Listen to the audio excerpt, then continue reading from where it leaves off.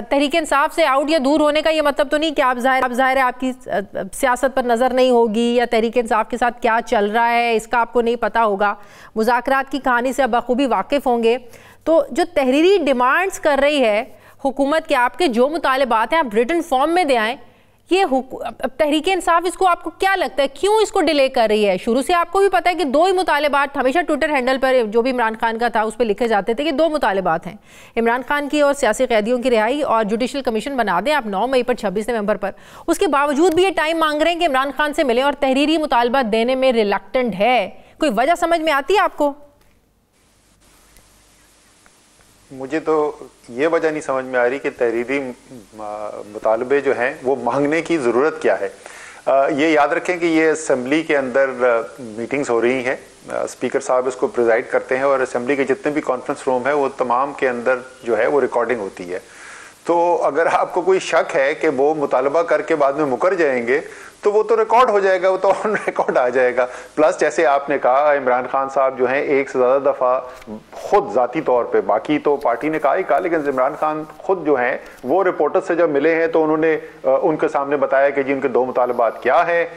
यही बात जो है वो टीवी के ऊपर पीटीआई के तमाम स्पोक्स पर्सन रिपीट कर चुके हैं। तो मुझे नहीं समझ में आया कि वो हाथ से क्या देखना, खुशखती देखना चाहते हैं कि अच्छी उनकी इमला अच्छी उर्दू की क्या क्या चले खुशखती दिखाने में भी क्या अर्ज है, दिखा दें, लिख के दे दें।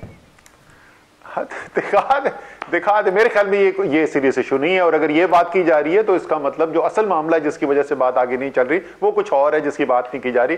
ये मुमकिन नहीं है कि सिर्फ इस बात के ऊपर हुकूमत इसरार कर रही है और तहरीक इंसाफ मानने को तैयार नहीं और इसलिए जो है मुज़ाकरात रुक गए हैं, बड़ी मुश्किल से यहां तक पहुंचे हैं। थोड़ी सी गुंजाइश देनी चाहिए। जो मेरे ख्याल में हुकूमत के पॉइंट ऑफ व्यू से जो अच्छी चीज आपने अभी सुनवाई, असद कैसर ने जो कहा कि जल्दी नहीं करनी चाहिए।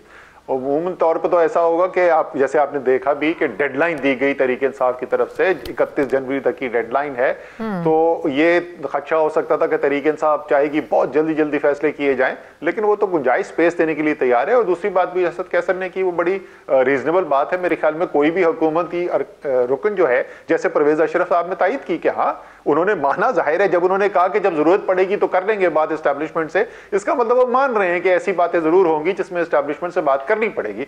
और इसमें कोई इबाम होना ही नहीं चाहिए कि जरूर ऐसे फैसले होंगे जिसके अंदर एस्टैब्लिशमेंट की रजामंदी की जरूरत होगी। तो अभी तक जो साथ बैठे हैं तो आपको लगता है एस्टैब्लिशमेंट की मर्जी के बगैर बैठे हैं? सवाल ही पैदा नहीं होता, सवाल ही पैदा नहीं होता। हुकूमत यहाँ तक पहुंचती ही नहीं। तहरीक इंसाफ तो शायद पहुंच जाती है लेकिन हुकूमत तो यहाँ पहुंचती ही नहीं जिस वक्त तक उनको रजामंदी ना होती है। और DGIS PR से जो सवाल ये किए गए थे तो उन्होंने यही कहा है कि जी बिल्कुल सियासी पार्टियां आपस में बैठें, हमें इसके ऊपर क्या एतराज हो सकता है। तो इसका मतलब नवाज शरीफ साहब की रजामंदी है नहीं है डजंट मैटर, मैटर कुछ और करता है।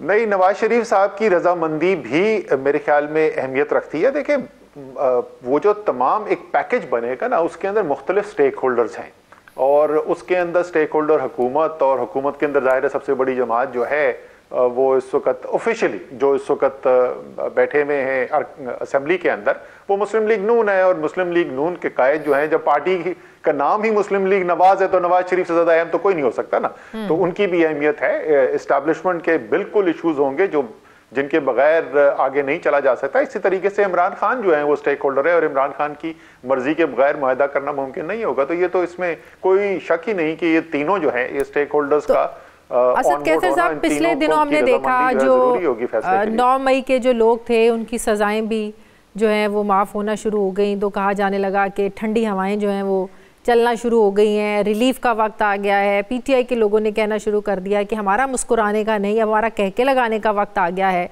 तो इस चीज़ को जोड़ा जाने लगा अमेरिका के प्रेशर से कि कहीं ना कहीं ये अमेरिका का प्रेशर है जो फटाफट मुज़ाकरात के लिए बैठ भी गए। 8 फरवरी के बाद से इतने हालात ख़राब थे, हर कोई कहता रहा बैठ जाओ बैठ जाओ बैठ जाओ। डोनाल्ड ट्रंप जीत गया, उधर से ट्वीट्स आना शुरू हो गई तो मुज़ाकरात की टेबल पर बैठ गए। मतलब कि अमेरिका का प्रेशर है हुकूमत पर कह लें या कहीं और कह लें, जिसकी वजह से ये बैठे हैं।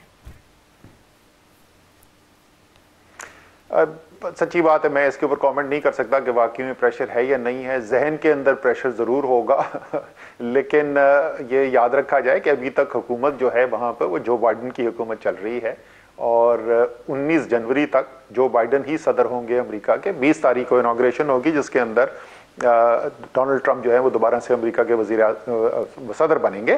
तो इसलिए अभी तो अमेरिकी हुकूमत से दबाव तो आ नहीं सकता।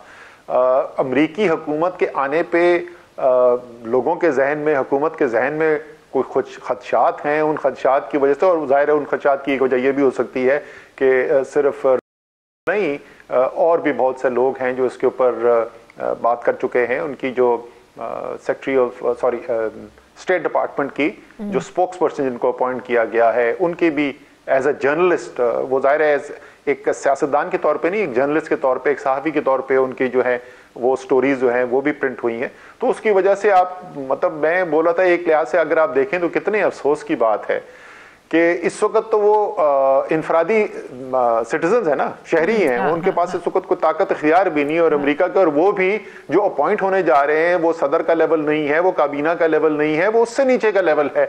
और 4 ट्वीट्स ने पूरे पाकिस्तान को हिलाया हुआ है, हैजान के अंदर है पूरा मुल्क के अंदर के उसने आज क्या कहा और आज क्या नहीं कहा। वफाकी वजीर उसका जवाब दे रहे हैं। इतनी बड़ी चीज उसको बना दिया है। करना हमें इसलिए चाहिए कि अगर ये ऑफिशियल ट्वीट्स आ जाएं, ओहदे पर बैठकर ये ट्वीट्स आ जाएं, तो फिर कैसा हैजान बरपा होगा? सो फिर 2 काम करने चाहिए। अगर ये हो जाए ना तो हमें 2 काम करने चाहिए। एक तो जैसे मैंने पहले 2 साल से मैं कह रहा हूँ, स्टेक होल्डर्स को साथ बैठ के फैसले करने चाहिए कि पाकिस्तान को आगे कैसे लेकर चलना है, जिसके अंदर आप पाकिस्तान के आइन कानून के मुताबिक और तमाम स्टेक होल्डर्स की जो कम से कम ज़रूरत है या उनकी जो रिक्वायरमेंट्स है उसको पूरा करते हुए किस तरह आगे चला जा सकता है। पहला काम तो ये करें। और दूसरा काम ये करें कि तीनों मुश्तरका मिलकर तीनों की तरफ से एक स्टेटमेंट जाए। और वो क्या स्टेटमेंट हो? Absolutely not. ये हम कर सकते हैं। इमरान खान ने तो किया था, मौजूदा हुकूमत ये कर सकती है। उन्होंने तो अकेले किया था। मैं कह रहा हूँ तीनों से तो मिलके करें ना। वही तो कह रही हूँ कि क्या कर सकते हैं। जो जिस सिचुएशन में हम हैं, रिव्यू में हमने जाना है, पैसों की हमें जरूरत है, कर्ज हमने देने हैं। नहीं ले, ओहो, हम किसकी बात करें? हम ये बात कर रहे हैं कि अमेरिका की तरफ से प्रेशर ये आएगा कि पाकिस्तान की जो जमहूरियत जो है उसके ऊपर जो कदगन नजर आ रही है उसको खत्म किया जाए। तो इस पे अमेरिका को क्या एतराज होता है अगर हम ये कहेंगे कि भाई हम ये कर रहे हैं, आपके दबाव की जरूरत नहीं है, हम ये खुद कर रहे हैं क्योंकि हमारे ख्याल में पाकिस्तान के लिए बेहतर है। तो अभी हम जमहूरियत में नहीं है, अभी हम जमहूरियत से कोई हटके किसी सिस्टम में रह रहे हैं। शक है क्या? पाकिस्तान के अंदर इस वक्त एक प्योर जमहूरी निज़ाम नहीं है। क्या कहते हैं जी, आपकी मीडिया ने उसको नाम भी दिया हुआ हाइब्रिड, बल्कि बहुत सारे एंकर्स उसको आजकल हाइब्रिड प्लस कहते हैं। हम उस निज़ाम के अंदर चल रहे हैं, इसमें क्या है? कोई शक की गुंजाइश है क्या? लेकिन हमें तो ये पता है कि इंतखाबात हुए, इंतखाबात के नतीजे में एक हुकूमत बनी है, जमहूरी हुकूमत है, सियासी लोगों की हुकूमत है, तो ये तो जमहूरियत में हुआ करता है ना। और इसीलिए जो है वो हम ये बात कर रहे हैं और आप मुझसे ये सवाल पूछ रही हैं कि क्या एस्टेब्लिशमेंट की मर्जी के बगैर हुकूमत बैठ सकती है? शाज़िया, आपकी मासूमियत पे कुर्बान जाएं।